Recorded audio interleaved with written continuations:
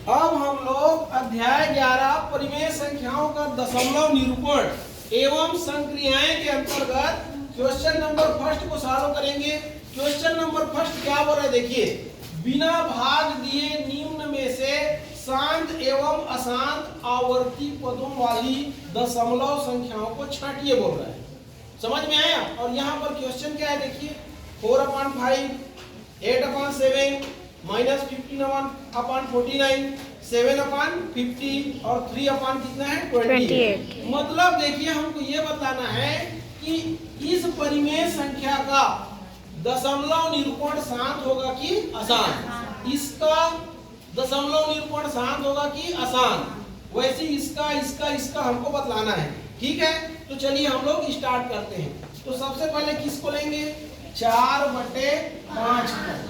ठीक है, अब हमको देखना है कि इस परिमेय संख्या का दशमलव निरूपण शांत होगा कि अशांत होगा। ठीक है, तो हम कैसे ज्ञात करेंगे कि शांत होगा कि अशांत?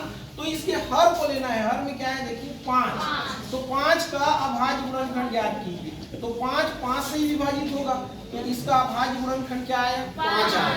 तो याद रखना, यदि किसी परिमेय संख्या के जो हर में संख्या है ये, उसका अभाज्य गुणनखंड में अगर 5 आए या फिर 2 आए या फिर 5 और 2 दोनों आए, तो उस परिमेय संख्या का दशमलव निरूपण कैसा होगा, शांत होगा। कैसा होगा, शांत। तो यहाँ पर 5 आ रहे हैं ना, इसलिए इसका दशमलव निरूपण कैसा होगा, शांत। ये शांत दशमलव निरूपण होगा इसका।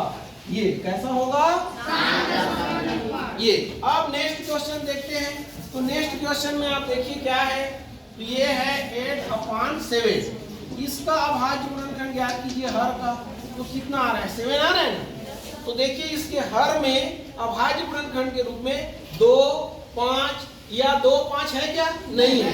तो इसका दशमलव निरूपण कैसा होगा, दशमलव निरूपण होगा। ये होगा कि नहीं होगा? इसके बाद नेक्स्ट क्वेश्चन में चलिए, नेक्स्ट क्या है देखिए, -15/49।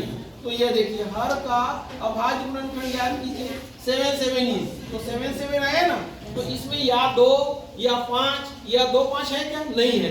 तो इसका भी कैसा होगा, अशांत। कैसा होगा, अशांत दशमलव निरूपण होगा ये।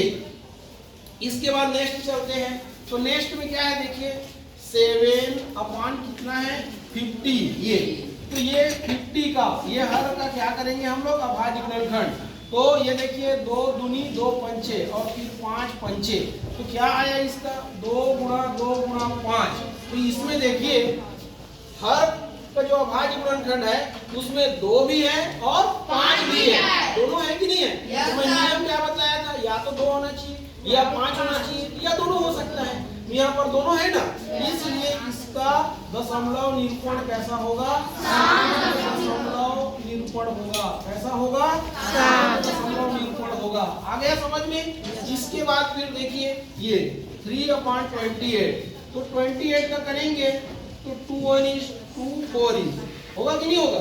फिर 2 7, तो क्या क्या है 2 और 7। तो ये देखिए 2 तो है, लेकिन 2 के साथ में 7 भी है, इसलिए अगर 2 के सिवा 2 और 5 के सिवा कुछ दूसरा आता है तो उसका दशमलव निरूपण कैसा होता है, अशांत। इसलिए इसका क्या हो जाएगा, दशमलव निरूपण अशांत दशमलव निरूपण हो जाएगा। ये कैसा हो जाएगा, अशांत। तो ये देखिए बिना भाग किए आप लोग ये जो दिया गया परिमेय संख्या था उसको शांत और अशांत दशमलव में वर्गीकृत कर दिए ना। तो ऐसे आपको करना है। तो नियम क्या बताया, तो जो दी गई परिमेय संख्या होती है उसके हर का क्या ज्ञात करना है, अभाज्य गुणनखंड। और अभाज्य गुणनखंड में अगर 2 आए, केवल 2, या फिर केवल 5 आए, या फिर 2 और 5 दोनों आए, तो उसका दशमलव निरूपण कैसा होगा, शांत होगा। और अगर कहीं 2 और 5 के अतिरिक्त कोई भी और संख्या आता है, समझ में, जैसे कि 7 आया था कि नहीं आया, तो वहां पर फिर वो उसका दशमलव निरूपण शांत नहीं होगा, क्या हो जाएगा, अशांत हो जाएगा। क्लियर है? तो ऐसे आपको सॉल्व करना है। ठीक।